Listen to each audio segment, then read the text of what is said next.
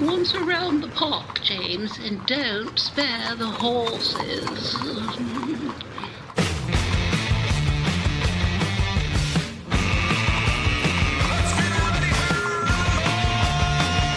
It's showtime. Indeed it is. Here we go. It's May 29 as we record this episode of On the Ledge, your Ontario Politics podcast. Welcome in. I'm Dave Trafford, and lots to talk about. It's a busy week for the pods because this week we'll also be talking to Lindsay Broadhead, Bob Reed, Anne-Marie Aikens, the cast, the comms and strategy team going to sit around the table at Now and Next this week. So make sure you drop in on that. And I had a rather interesting and insightful discussion with retired Major General Scott Clancy, RCAF, former, among other things, the director of operations at NORAD when he finished his career a couple of years ago. And he brings a really interesting perspective on all the conversation this past week, particularly against the backdrop of the throne speech and Canadian sovereignty, Canadian security, all of those sorts of things, the Gold Dome. So Scott will be in the feed as well. So all the more reason. If you're watching on YouTube, make sure you subscribe to the channel. And, well, then you just kind of have to wait for the notifications and drop in, put an ear on it, watch it, however you consume your podcasting. So that'd be great. All right, let's get around the table here. It's On the Ledge, and we welcome in John Wright. He is our veteran pollster, founding pollster for On the Ledge. Kathleen Wynne, former Premier of Ontario, here as well. Keith Leslie, you see and hear him on CHTV as a Queen's Park commentator. And Tim Hudak, partner at Council Public Affairs, and also the former leader of the PC party and dad of the track star. Now, what leave us hanging last week where, you were heading to the track meet last week, got rained out. It was supposed to be set for this week. What's going on? And, I was worried it would be today, right? Because we got the podcast in the morning, and I'm heading to London to meet with some clients, doing a full day there, and taking Miller, by the way, to a synchronized swimming competition. So dad, daughter, get spend some time in the car together today. Good news. It's Monday, which is perfect. So Rob Ford Stadium, Maitland is lining up, finished first in long jump of the regional, second in the 4x100 meters. So we're looking forward to Monday, and I'll update you next week on how she did. There you go. Well, we'll want lots of good Instagram pictures from the site. So running across, cutting through the tape, all that kind of stuff. You bet. Good deal of excitement. Part of the conversation we had last week, Kathleen Wynne, we got into it around Bill 5. And I suggested in the discussion that Bill 5 is kind of this anonymous piece of legislation. Typically, nobody would really, it wouldn't be top of mind for so many people around general conversation. And when the legislature went to constituency week past week, it would appear as though the media had all kinds of time to dig in on Bill 5, that stakeholders had all kinds of opportunity to catch media's attention, that is, on Bill 5. And so all of a sudden, during the constituency week, there seemed to be an elevated concern and elevated attention to this omnibus bill around, getting things built faster and farther and all that sort of thing for Ontarians. At the heart of it, whether it's the minds that sort of kind of take the lead on the conversation, or whether it's the tunnel under the 401, it's all about consultation with community and building infrastructure faster. I suggested that maybe it was a strategic mistake for the government to do that prior to constituency week, to let everybody kind of dig in on the weeds and really figure out what's going on, because then they began to pile on. So we saw a little bit of that last week, and then the committee meetings started. Well, now here we are a week later, and the government is in a place now where they're not only having to deal with amendments to this because of consultation with First Nations, particularly around the Ring of Fire, et cetera, but there is a real push to scrap it and start all over again, if all. Where does this go in the next week? I mean, realistically, the government is saying they want to push this forward. We want to get it done before the House rises, which is the 5th of June. That seems to be an inordinately short period of time to put out all the fires on this. Yeah, so when I wasn't able to join you guys last week because of my dental surgery, I did listen to the committee hearings on Bill 5. And I heard in the pod that you talked a little bit about that. So I like to think, Dave, that even if it hadn't been constituency week before that, and even if there hadn't been much focus on it, the committee hearings and the debate in the House would have brought the issues to the fore. And from my perspective, the issue is that there was not enough work done in the lead up to this bill. There wasn't enough consultation. There wasn't enough consideration of the First Nation and Indigenous concerns that it would have been pretty easy to predict were going to arise. And so now the government finds itself in this situation. And, it's not just Indigenous people who are up in arms about the lack of consultation. The community where there's a dormant landfill site is in Chatham, Kent, I think it is raising the flag that, this is not okay. And the local member, who is a conservative, as you guys have talked about, is opposed. So there was a lot of lack of consultation. There are a lot of gaps in the relationships around the people who are concerned about this legislation. So I would not be surprised to see them put it off until the fall. Now, maybe that's not going to happen. Maybe he will ram it through. They're obviously retreating because they're bringing in amendments. But what I'm hearing from people who are opposed, particularly, again, First Nations communities, is that it's not enough. It's too little. It's too late. And they needed the work to have been done before. It's a pretty low bar to say that they are going to, live up to their responsibilities to consult and look for consent, because that's the table stakes in terms of working with First Nations and Indigenous people in this province. So I think it's a mess, but it's a mess of this government's own making. And I will just end with this, that this is a pattern for this government, that they go out guns a-blazing, they think they can get away with whatever they want, and then they backtrack and they are, they're apologetic, and they act as though they had nothing but the best intentions when they know perfectly well that the work should have been done up front. So it's no way to govern a province. Tim, the whole idea of the amendments was sort of floated by the energy minister, Stephen Lecce. And then I think it was Minister Rickford was talking about, when we put the amendments in there, it's going to require the consultation. But the line, to some degree, just didn't ring to me effectively to say, well, we have to pass the legislation before we can do consultation. So then we can kind of really get into this conversation.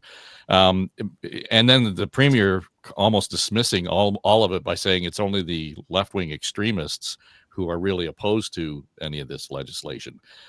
So there's a little bit of scramble on the messaging side of it.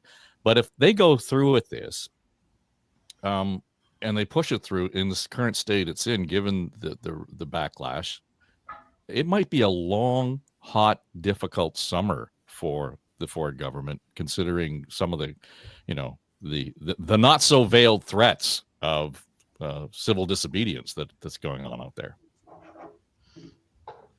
Yeah, I'm just on a different page, honestly. Remember that movie Wag the Dog, and Dustin Hoffman's famous line, "This is nothing. This is nothing." I'm not being dismissive here. What I'm saying, this is actually part of the legislative process when you're making long overdue change, and the longer change is put off, sometimes the harder it gets. Right? You campaign in poetry, you govern in prose.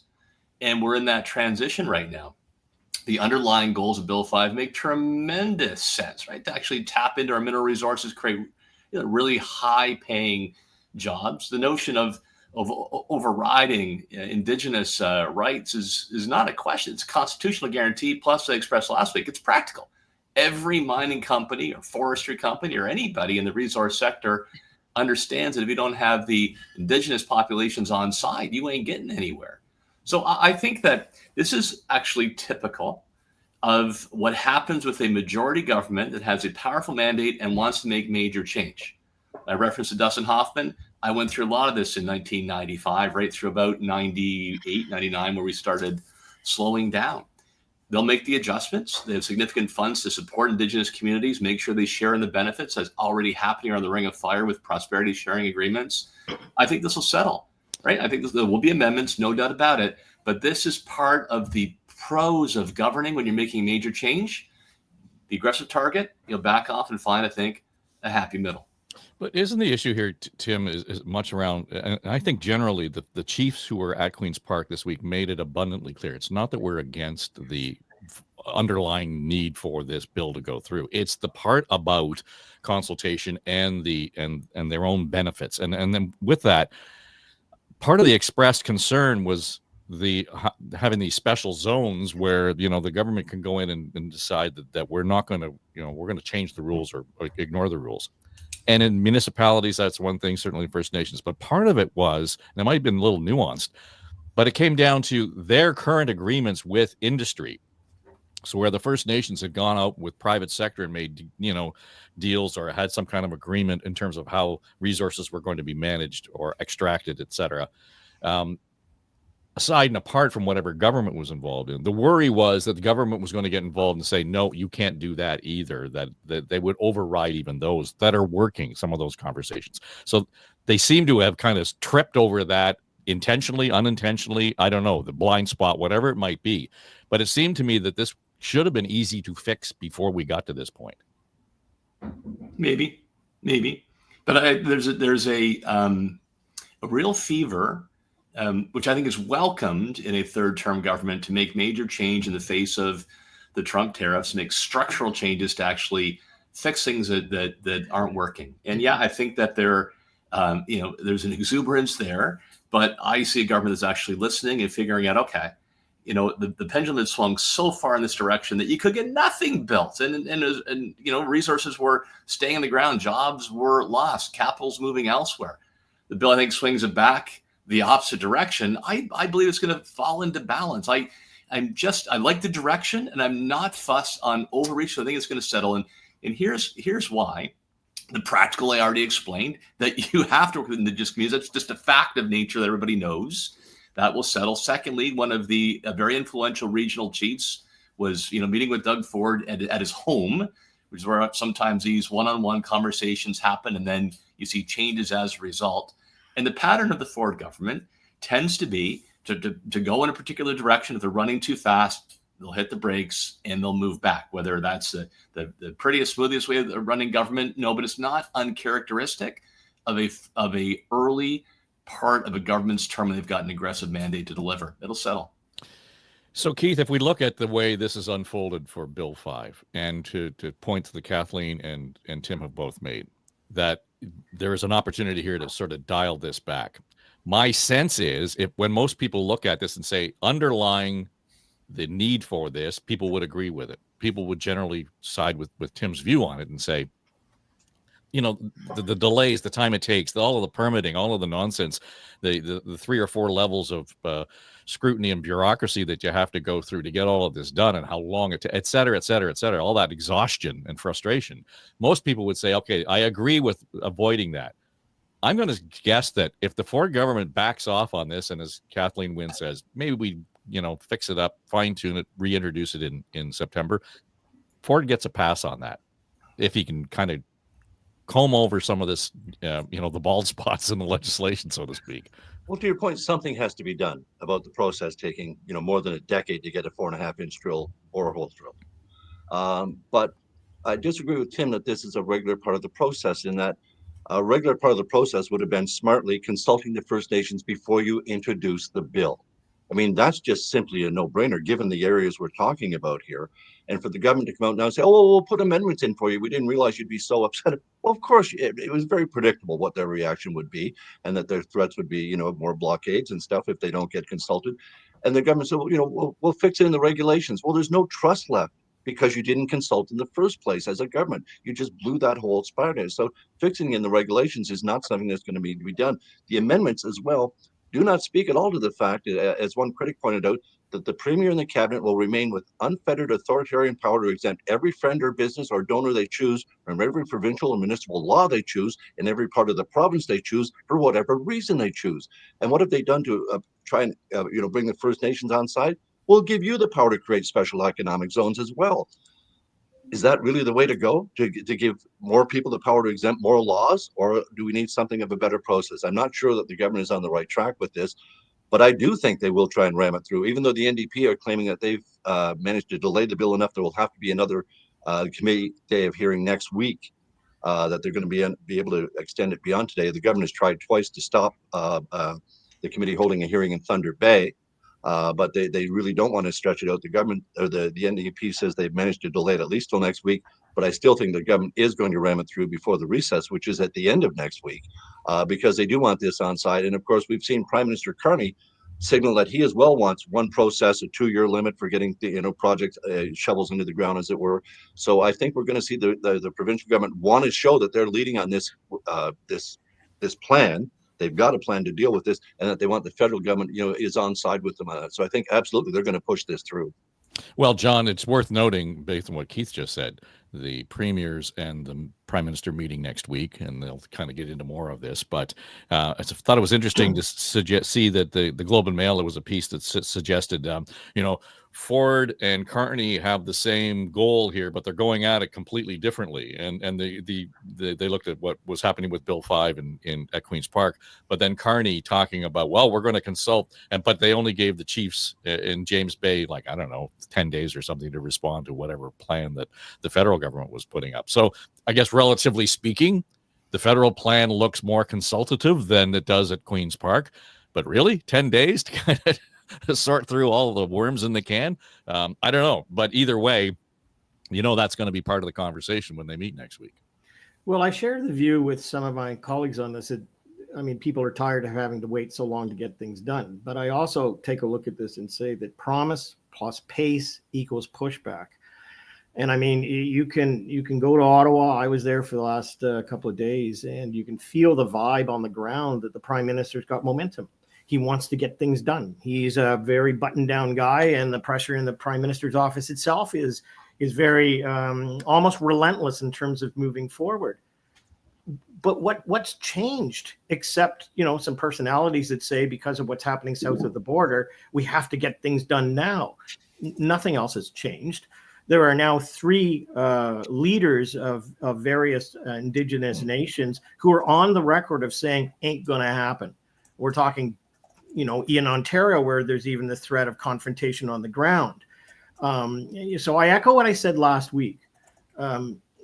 If we really wanted to be in this place, we would have got all of these people in some way, shape, or form together over the last 18 months. And maybe, Tim, that's been happening.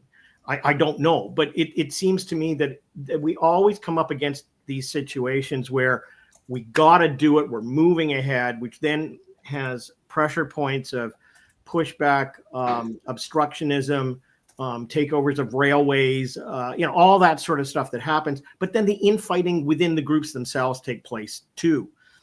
I was surprised that Mr. Carney says we're going to move forward with this, only gives 10 days notice to the Indigenous chiefs, and doesn't have someone like Mark Miller, who had the trust of the Indigenous groups, very much so, even had learned to speak Cree, and say, look, you're not in cabinet, but we're going to make you a special envoy to go out and talk to these people and give yourself a couple of months.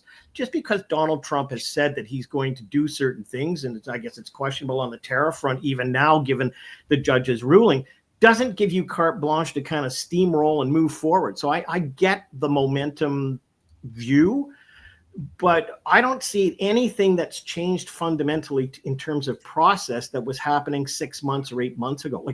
I don't see it. And I think you're going to come up against great confrontation. So I may not be in favor of the confrontation. I'm just recognizing that that's the terrain that I think governments are going to have to deal with. Yeah, Kathleen, part of the conversation that preceded this, in terms of Bill 5 even being up the top of the agenda conversationally, has been, well, there will be a conflict between Doug Ford and Prime Minister Carney, because Carney will not kind of have the loose, shoot from the hip idea around how we're going to deal with consultation and the environment, et cetera. The feds were going to somehow be a check on what went on at Queen's Park. Right now, there's not a whole lot of daylight between the two of them in terms of how they're proceeding.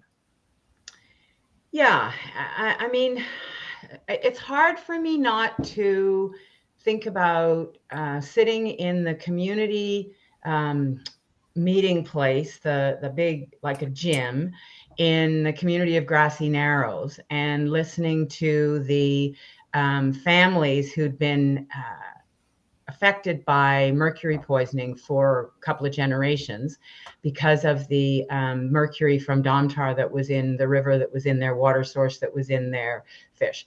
So, this is, yes, this is about getting mines going. This is about getting the permits in place. This is about streamlining. It's about, not having duplication at the federal and the provincial level. All of that is fine. It's why I sat for 2 years off and on, David Zimmer, my Minister of Indigenous Relations, and I sat for 2 years with the Matawa First Nations chiefs to try to get to the point where we could get a road built, the infrastructure to the Ring of Fire. And we did get agreement with 2 First Nations. That process really hasn't advanced very much since 2018. It's the same 2 First Nations that the Ford government has got agreement with in terms of that road. So what I really am worried about, Dave, is that whether it's the federal level or it's the provincial level, we have to do 2 things. We have to understand that the relationships between governments, so the government to government relationship between the federal government and the First Nations government, the provincial government and the First Nations governments, those are real. That's a real expectation. It's not some frivolous part of a reconciliation call. It is real that government to government relationship needs to exist. And then the second thing is that there is information in First Nations communities who are going to be affected by the mining that is done that will not affect us in the South in the same way. And we need to pay attention to that information. I take Tim's point that, the relationships between the companies and the community members is necessary and does happen. But what the government permits is also important. And that's what this discussion is about. And if we don't get it right, our time frame will be irrelevant to those First Nations.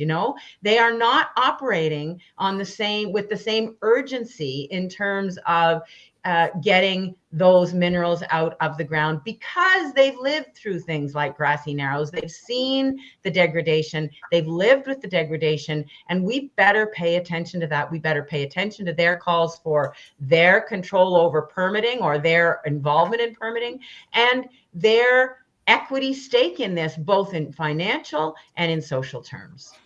Well, it's interesting, Tim, when we start talking about the urgency around the timeline, et cetera. And recently, in the last couple of years, we've done a fair amount of work with Indigenous, the Inuit, First Nations communities across the country on a variety of files. And one of the things I learned is that the traditional wisdom of the First Nations has been, and Indigenous people has been now almost viewed as modern Western science. It's the new science, because we've learned how to, deal with some of the environmental issues based on the way it would have happened, hundreds and thousands of years ago, for those who were here first. And so it's interesting. And when I asked about that, the ethic is they look 7 generations back and they look 7 generations forward. And that's how they kind of come to their overarching view of where we're going to be in terms of how do we actually manage our environment, our relationship with the planet, et cetera. So to Kathleen's point, that can't be dismissed. Like, we've got to kind of take that into account, that traditional view of their relationship with the environment. That's one thing. The second thing is, somebody brought up this past week, is all this conversation going on. We need to remember that these are sovereign nations in Canada in terms of the First Nations. So that gets lost in the discussion too. So, it's almost as if the conversation vis-a-vis Indigenous communities becomes something over here as opposed to at the table. Yeah, I agree with all of that. And sorry, I just take that as table stakes. And when I talk to, ministers involved with this, they get that too.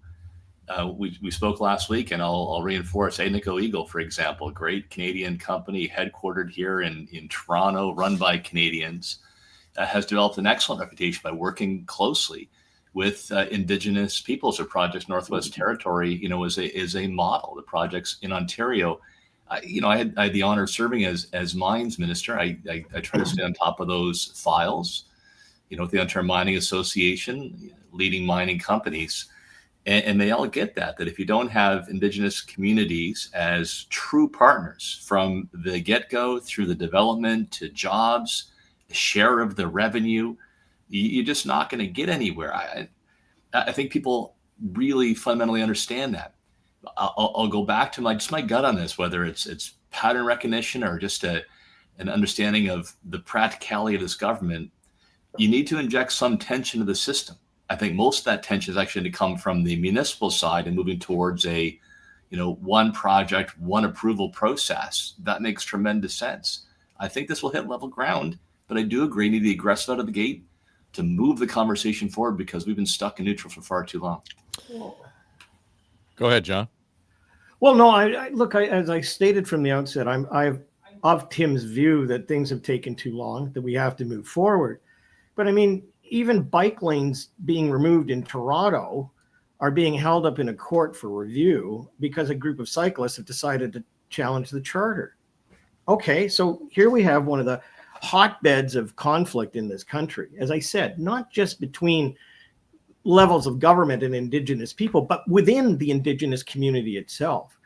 And here we have governments making the same mistake that's gone on and on and on, which has led to the same kind of confrontation before. And that is, hey, nationally, I'm the prime minister and you got 10 days to respond to this. Good luck. See you later. You have the Ford government that comes in with legislation saying, here you go. Let's see if we can push this through. Oh, let's make an amendment at the last minute and see if you can live with that. So the past is prologue, right?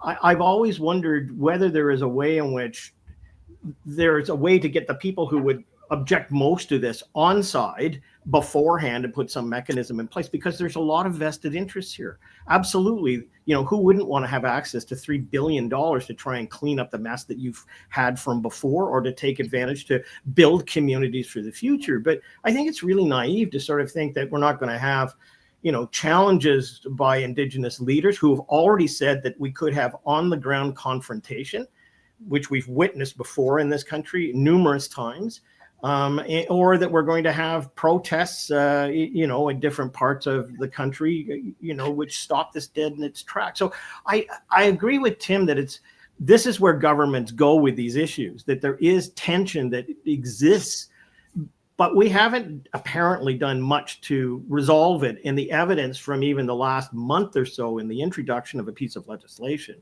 a letter from the Prime Minister saying, hey, I'm meeting with the premiers really shortly. Here's 10 days for your input. I'm sorry, but I don't think anybody should be putting their surprise face on when, in fact, a month or two from now, we've got like major confrontation between the very groups that you've tried to buy into the process. So I share the enthusiasm for getting stuff done, but it just seems to me that we could be headed for a pretty protracted time ahead. Well, it should be no surprise that the First Nations don't want to be on our timetable with this. Exactly. And Kathleen mentioned Grassy Narrows. There's a perfect example, Dave, you said about something being over there.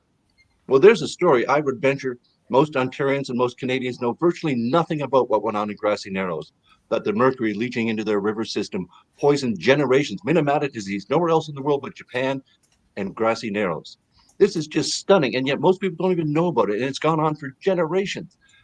They have an absolute right to be fearful of what we're going to do when we go in with these mining projects. What is there, 40,000 state claims in the area of the Ring of Fire? Of course they're fearful of what's going to happen here, what's going to happen to the environment when the muskeg, when everything else gets dug up, when we're digging down, when we're creating mines, creating new roads. they just can't look at this as something that, well, we got to get this done within a year, within 2 years. We need, our economy needs this right now. Their economy needs generations of sustainability. They need to be able to work on that land and stay on that land because it's their sacred lands. And for us to think that we can just, run over this, to John's point about, there's court cases, charter challenges over bike lanes. Do we not think there's going to be the same thing here? Absolutely there will be, and there will have to be, because the First Nations have some genuine concerns that are just not being addressed at all by this government. Even though, we're going to make amendments, we're going to do this. What about the long-term impacts? I mean, this is where their fears are, is another Grassy Narrows. And I think it's a very realistic fear because we just don't know the impact that all this activity, this mining activity in particular, the road building, all of it is going to have on that territory. And again, it's treated it because it's the far north. It's just not affecting us here in Southern Ontario. And that, I think, makes a huge difference. People should know more about Grassy Narrows. And perhaps all of this will allow First Nations to get the Grassy Narrows story out, told more, and more exposure. And people would understand more why they are so concerned about why they want delays in consultations when these projects come to their territories. Kathleen Wynne, is this not a sort of a David Coletto throws the line around all the time? Can you have good politics and good policy at the same time? And this seems to me to be those two things just running head on into each other. Well, I believe you can have good politics and good policy, but you have to have good relationships. That's the third leg of the stool, as far as I'm concerned. Without good relationships and without an ongoing understanding of each other, then the policy and the politics are going to be challenging. One or the other is going to be challenging. I had a chief say to me once when I was premier that, they knew, he and his people knew that at some point, because his grandfather had said to him, at some point, white people are going to turn around to us and they're going to ask us for help. And he was saying to me, maybe we're coming to that time, or maybe it's going to be sometime in the future. To Keith's point about the fear in the First Nations community and the Indigenous community about what the government may or may not do to the environment, we should all take that seriously. It's not just about the people, who live in the immediate area. We all should take seriously the environmental concerns. And there are lots of examples where, had we paid more attention, I think about Saskatchewan, where there's regular flooding in the spring. And I remember sitting in the band office in Saskatchewan and listening to one of the elders talk about how when the federal government, Canada's federal government, came and they were relocated to that place on the shore of James Bay, the elders said, well, you can't put the water intake there. It's too low. There's going to be sediment in the water. And sure enough, the water has not been clean. It's been a challenge for years, and there's flooding every year. We have not listened. We have not built a strong relationship. And I think, we're repeating that story again, certainly with this legislation in Ontario. And it's like we haven't learned a thing, and it's very frustrating. I know there'll be nobody have an opinion on this, but I'll just drop it in just so for the sake of touching on it. We're led to believe that the Ontario government is going to introduce legislation that will give the education minister more say over school boards. Kathleen Wynne, I know you don't want to talk about this, but no, you don't want me to talk about it. But there's a whole lot based on the reporting from Canadian Press in there that suggests there is some urgency around this. I don't know whether it's manufactured or not, but again, I get back to the agenda around this. It sounds like this, we're talking about speeding Bill 5 through in the next 8 days.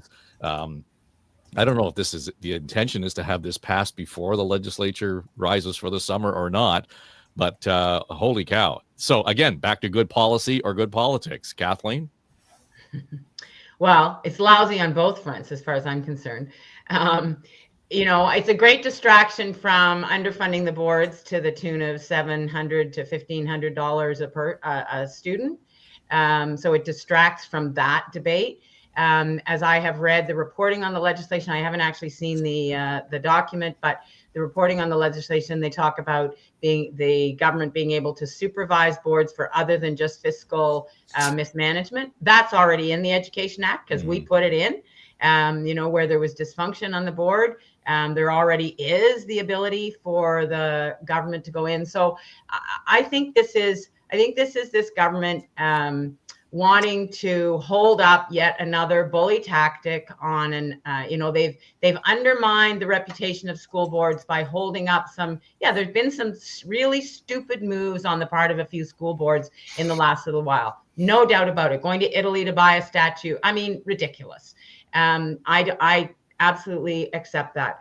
But I think that they're just going down the wrong road to throw the baby out with the bathwater. I think that having school boards is important in terms of families navigating the system. I think that expecting that MPPs will be able to take on every concern that families have in a community about what's going on in the schools is a big mistake. And I also think, and the final thing I'll say is I think that having school boards with local issues, coming up with local solutions actually can help in the overall running of boards across the province. I think that kind of comparison actually can be healthy. But this government hates school boards. The provincial Conservative government before this government hated school boards. They want to get rid of them. They're trying to undermine them. This is just another step in that direction. I think it's wrongheaded, and I think we will all regret it in the long run. Well, it might otherwise be good politics, though, Tim, because I think generally speaking, when you look at it, people will look at school boards and you just generally don't see how they function to add value to the system. I mean, I appreciate it at the local level, as Kathleen points out, that there are some circumstances where, parents and teachers can actually get to the heart of a matter that's very specifically local. I mean, you were, or you still are on parent when you're in school, and so those kinds of things I think are important locally. But overarching, my sense is, and anecdotal or not, is that most people would say, I don't even know who the hell the trustee is in my area. I don't vote for them. We're not engaged with it. So if we need reform, I'm all for it. There's a line about something cannot go on forever. It'll eventually come to an end. And I think we're coming to that point on school boards and the province of Ontario. And a lot of it, in my view, is the result of their own actions. Look, I know that the Ford government did around the cabinet table discuss whether they wanted to go down the aggressive path of getting rid of school boards altogether. It was viewed that would take too many calories considering so many other things that they need to address, particularly on the economy and the threat of tariffs. But major reform long overdue. And I think that a significant number of folks that are watching on the ledge or in the public today think our school board system is badly, badly broken and in need of repair. And this is demonstrated by whether it was under the PC government I was part of, under Premier Wynne's government, Premier McGuinty, and now Ford. Consistently and at an increasing rate, the province is sending in investigators or supervisors to take over boards. It is a rickety machinery that I don't think a small tweak is going to fix. And if you look at any of those reports, Dave, about what had gone wrong, there are extraordinary governance issues, trustees who don't know the role between being a strategic advisor, a strategic board versus getting into operations. There's issues around nepotism, around the way contracts are let. And it seems like particularly the Toronto board, public board, seems to just be a carousel of a stepping stone to get into city council or provincial office. It's not about the classroom. It's no longer about the kids. It doesn't seem to be about delivering education, but it seems to be everything else in the media. I welcome these changes in Calandra, put in there as a problem solver, a strong communicator, and a get down to business leader. High time this come, and I'm happy to see it happening. Yeah, Keith, I think there's a sense that the worry is you're throwing the baby out with the bathwater, and so the importance of having attention at a local level for education is lost if we don't do it correctly.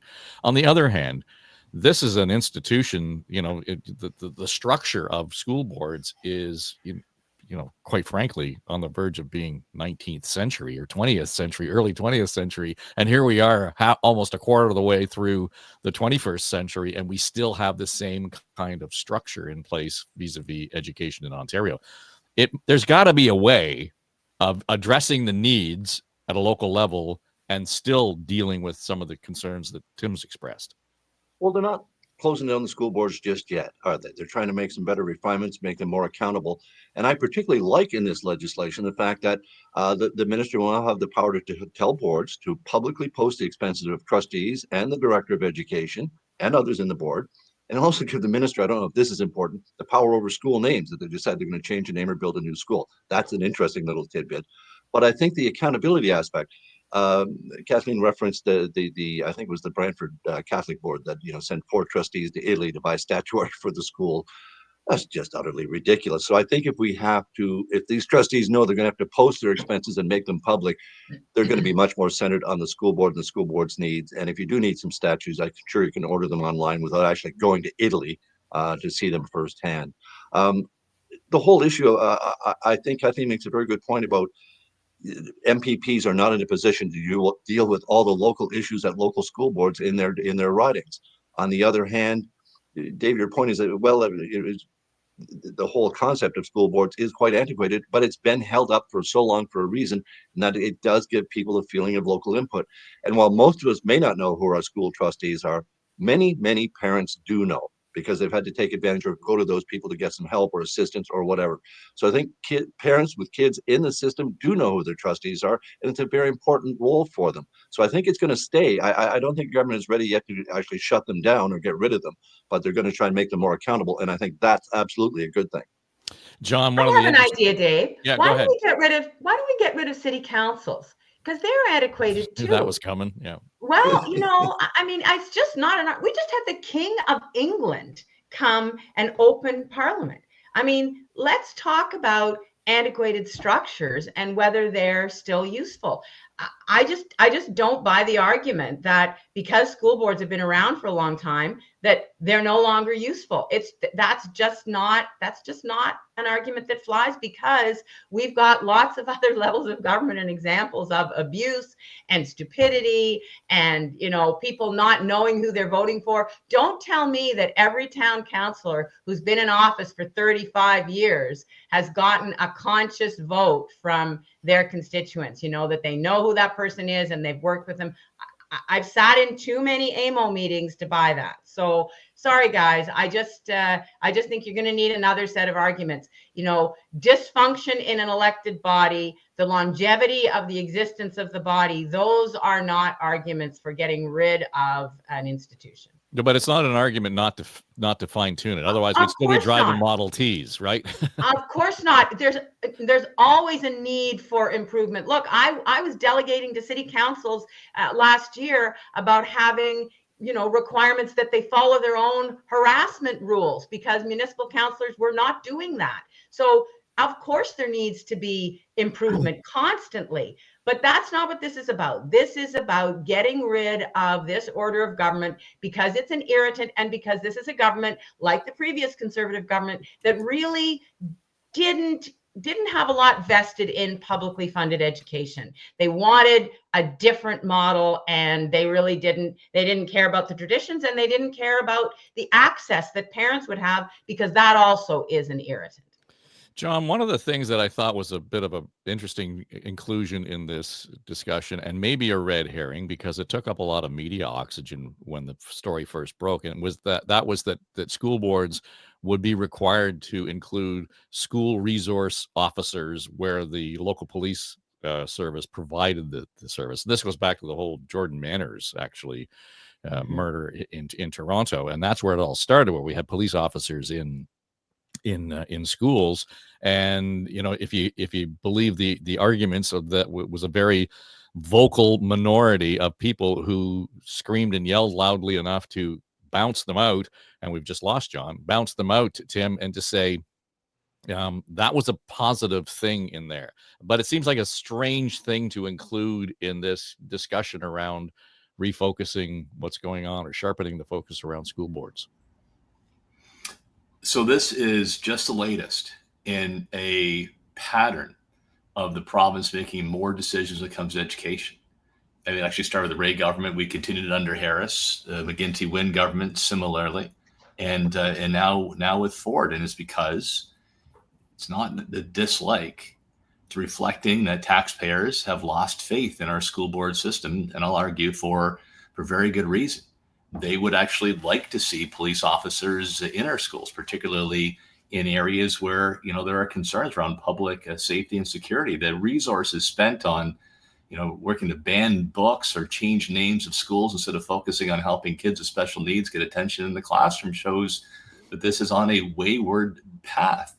Look, I think this bill is the right thing to do. Keith mentioned some other features. It also actually has more transparency for the colleges and universities and how tuition is spent. It mentions children aid societies, accountability measures as well. Good for Paul Calandra. He was put in that ministry for a reason. He's no nonsense. He wants to make change. And I think I will wager that this reflects where Ontarians are today, with a frustration with a badly broken system crying out for reform. Keith, one of the things, though, that is included, and Tim alluded to it, was this opportunity for post-secondary students to opt out of some of the fees. And that was already tested early in this. They tried that before, didn't they? Right, yeah. Right. And it didn't fly. The court struck that down. So they're coming back at it with new legislation to give students the option to opt out of some of their student fees. I guess that's something this government feels strongly about, but it's something, as I say, they tried before. The court said no, that's not quite right. There's some of the schools and the students have worked out. So I think it's a blatant attempt to go back to where they were shut down before, and I'm not sure quite why they feel the need to do this. I don't hear a huge student, cries from university students. I don't see major protests at the university across the street from Queen's Park. I don't see students over there protesting about this. So I'm not sure quite what the government's motivation is on it, to be honest. Well, I would have been a little wasn't the last time, sorry, Dave, wasn't the last time that they were not, they had to opt in to the student fees? Wasn't that what the government tried to do? And that's what was struck down, Keith? I believe that's right. Yeah, they had to opt in. Yeah.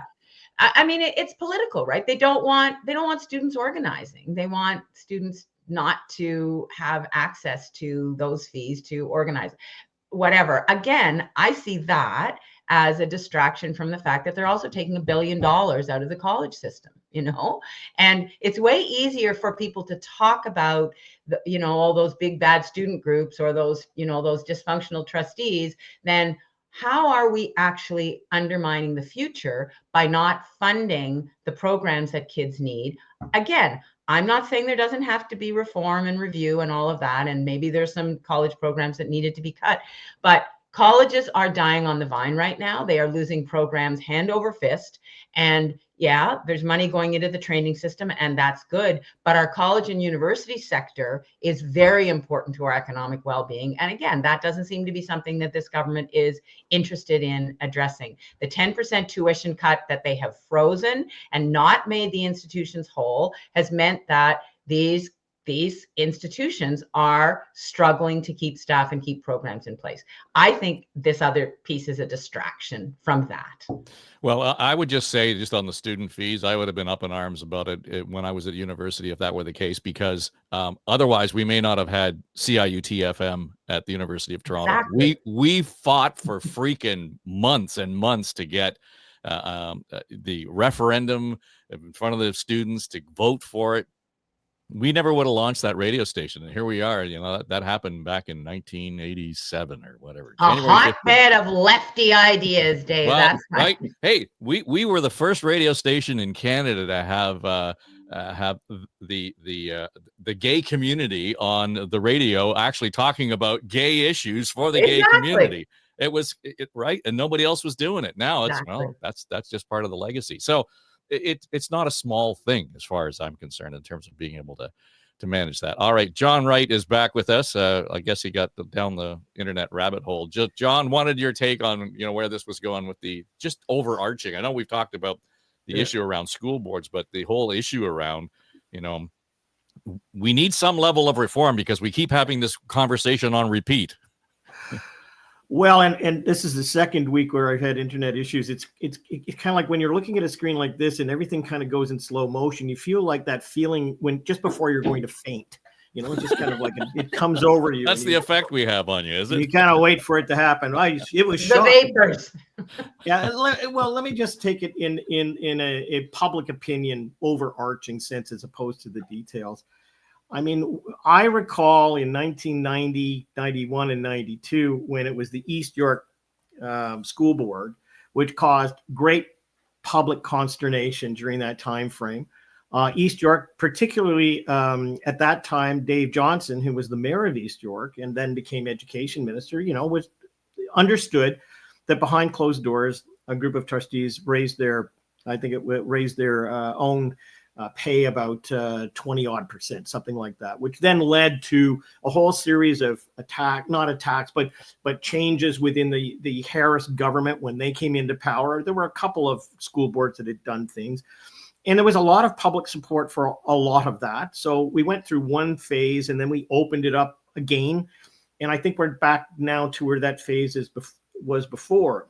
I think what you would find in public opinion, quite different from Bill 5, which has a lot of potential detractors and a lot of intransigence that's going to have to be worked through, is that it's not like having a breakaway on the St. Lawrence, you know, like you've got free reign to do what you want to do. But the reality is that the public, in fact, believes that there is lack of transparency, that there is a huge amount of waste, and believes that there is great governance dysfunction with these particular bodies that are supposed to be operating in a particular way. And that's how the government is framing it. So I don't think that anybody's really at the stage where they're willing to accept a complete abolition of school boards. That's just going to have a different level of debate and intensity. But where the public is at clearly is that they don't believe that school boards, in terms of how they're spending their money, what they're spending their money on, they're being accountable. I mean, every time we run into this, it's kind of like, okay, we're going to shut down the pools. Well, you know where that's coming from. They're trying to, you know, we're going to take away, you know, after school projects that kids could have. No. That's not the issue. The issue is it being governed in a transparent and accountable way? And I think this is where the government's going to have lots of support to go in and do what they want to do. Before we go, I want to get to this report on primary care physicians. And I think it was really interesting, Tim, to see how this was done over a 30-year period. And they looked at it and, you know, per capita, we have more doctors being trained as primary care givers, primary care physicians in Ontario, but fewer of them are opting to stay in it or go into it and provide the service. And it you know, sort of raises an interesting conundrum, because until I saw these numbers, I thought, well, the answer is simple. You just, you know, incentivize people to get into the program. They're getting into it, but they're not staying in the actual practice. To me, this seems like, I don't know where the blind spot is here. I'm not suggesting that you would know, but it seems to me to actually peel the layer back and expose more of a problem that we might have otherwise thought we had. Yeah, it's very helpful information. You know, I actually last week had the opportunity to speak at the Ontario Medical Association conference. They had me on a panel talking about effective advocacy. And, you know, what I picked up in those conversations and from the stage was really two things that sort of center around, you know, lifestyle. So you're always on the go, and you know, you've got to have knowledge across the board on service levels. So that puts attention to the system. Here's the other aspect. You know, doctors, family practitioners will report that they spend at least 17 hours a week filling out paperworks and forms and records. So they talked a lot about what kind of new technology they can use when they're actually with patients using AI, making sure you maintain confidentiality and accuracy, of course, that will relieve all the paperwork done after you see a patient, so you could focus more time on the patient, something called Scribe AI, which sounds like a really nice innovation. Secondly, the ability to work in teams and having other healthcare professionals working with the doctor, who can, you know, then use their areas of expertise and have the doctor focus on the most complex issues would be rewarding as well. And then there's a huge frustration they have that really, you know, as we've probably joked about before, fax machines have all gone to live in pharmacies and doctors' offices and seem to refuse to die. Their ability then to advocate for a patient to see a specialist really relies on whose number they know, using, WhatsApp, texting, knocking on the doors physically or electronically. The ability that we have to actually create a system where you could see which specialists have openings and get your patient in there quickly without that fuss of having to do it all yourselves on weekends and at nights, that would help bring some needed relief to the lifestyle in the system. Yeah, Keith, we just talked about sort of the antiquated nature of school boards and so on. I mean, you can apply that to this system in many respects. I mean, when we start to talk about, whether it's the fax machines or the note taking and so on. And I agree that we need to kind of look forward on the tech that we can use to make these notes. My own experience with AI ChatGPT, you have to train it. So there would have to be something baked into this idea if we're going to take the notes and, make sure that it's taking notes accurately. But this cuts both ways, I think. It's easy to say there's an issue with government and government funding, and we're not really paying attention to the larger issues of the sector. But at the same time, doctors will push back when you say, okay, well, let's just kind of have a system where everybody's on salary as opposed to you being essentially self-employed entrepreneur. You have to run your business as a physician in your office. So that there are places in the system generally that both sides are kind of carving out and saying, we're not willing to give up on that. And a little bit of that is, I think, evident here, and it's exposed by the numbers in this report. Clearly. I just want to say my doctor, I don't know if it's Scribe AI, but they're absolutely using an AI program. And they've asked me, I had a couple of visits with her, and she said both times she asked permission. You mind, I'm using this AI technology to take their notes, essentially, which is 17 hours a week. They're doing that. I think what we're seeing is a lot of doctors, you say, they're training to go into family medicine. And then as they get close to that time and they realize they have to set up a business, it's not, being employed by a hospital or being employed. They're going to have to set up this business, create an office. There's a lot of overhead to setting up, getting staff, all that kind of stuff. I think maybe perhaps that's deterring. There may perhaps needs to be more government programming to help them set up those offices, to get going as a business after you've trained for 7 years as a family physician. But I think a lot of it is they see other positions in their profession that just offer, to Tim's point, a better lifestyle for the doctor. And I think when it comes right down to it, they're seeing that there's just so many things that family medicine isn't getting directed or prioritized by governments, and so many other areas are, that I think a lot of them are opting to go to those other areas where there's more funding and there's more new tech being used. But as I say, the family doctor, my family doctor has got this Scribe AI or some sort of transcription service. It certainly didn't interfere at all in the examinations that we were doing. And to Tim's point, the clinic that I go to, I don't see those manila files all lined up in the back wall with all the different color coding for all the patients. They're doing most things electronically. And in fact, they just took a couple of pictures with their iPhone and sent them off to a lab to see if I do need to get referral to a specialist. So all of the specialists are being looped into this as well. So I think the technology is going to make a big difference. But I think there needs to be some directed government programming to actually see what the issues are with family doctors and why they're not staying in their chosen profession when they've trained specifically for that. Yeah, Kathleen Wynne, the idea that, okay, well, we can pat ourselves on the back because we've put this amount of money into the system to train more physicians, to bring more physicians in from other jurisdictions. But, again, I think this is really revealing, and it's a little shocking that we're just sort of learning this now in terms of a trend over 30 years. Well, I think there've been hints of it though for a while, Dave. I certainly remember, and Tim, you will know, working with the OMA, there are internal issues around the relative pay of family practitioners versus other specialists. That's been going on for a while. It was one of the big things we were struggling with at the end of our term in 2018. I think that the interdisciplinary model that Keith, that you're talking about, the other health practitioners, often they can find better paying jobs in other places, or the family docs are better off in the hospital. They can make more money. So, this is a really important wake-up call for the public. I don't think it's news to a lot of the people who've been working on this file. I actually think it's the reason that Doug Ford brought Jane Philpott in to try to work on creating more of these interdisciplinary and local hubs for family docs. But there's some fundamental funding issues around these different disciplines that they're going to have to be resolved. But I think it's very important that we're having a more general conversation about it, and that it not just come down to, well, we need to train more family doctors. I think it's good that we're going to the next level in terms of what's actually going on here.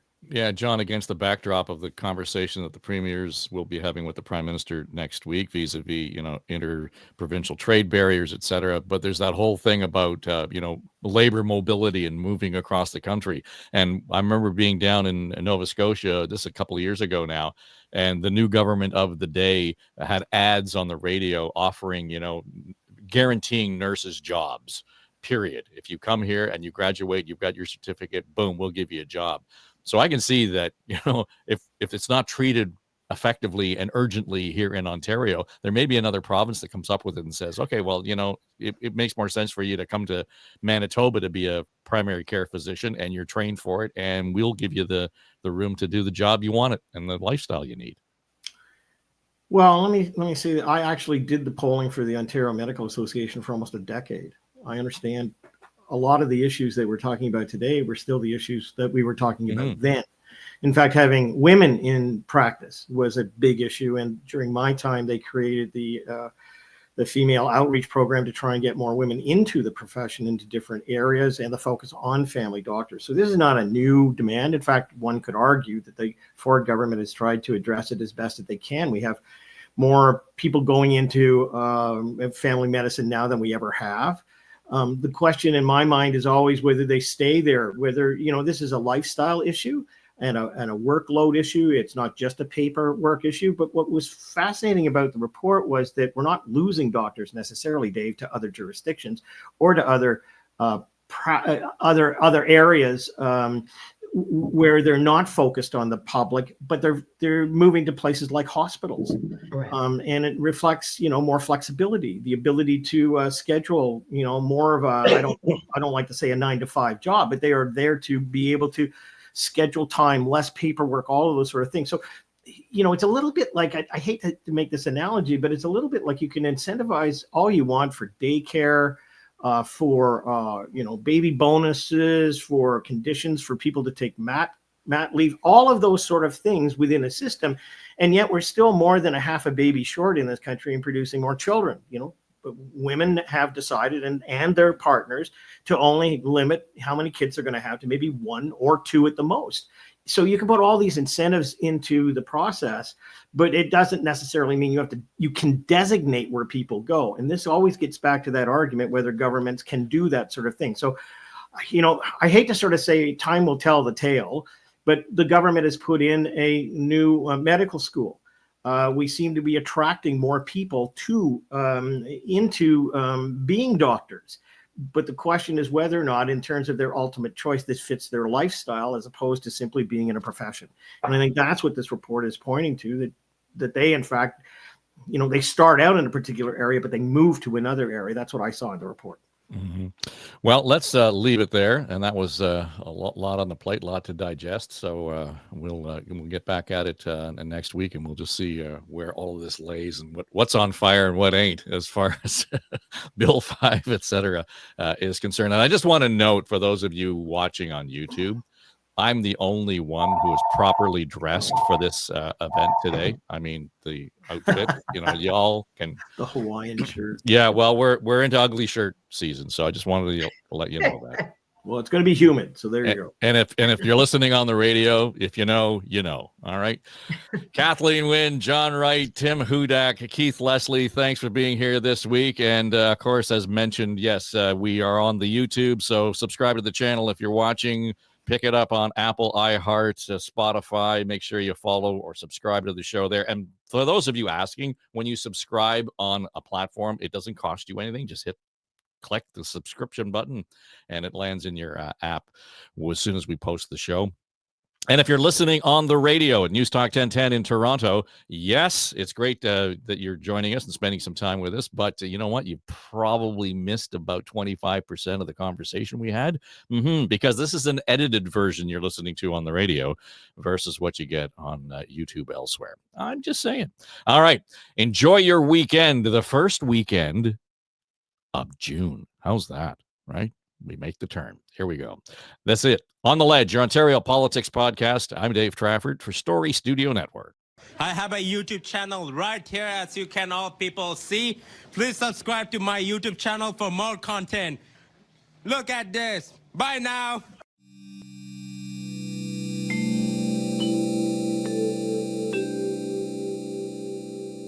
This is SSN. Story Studio Network.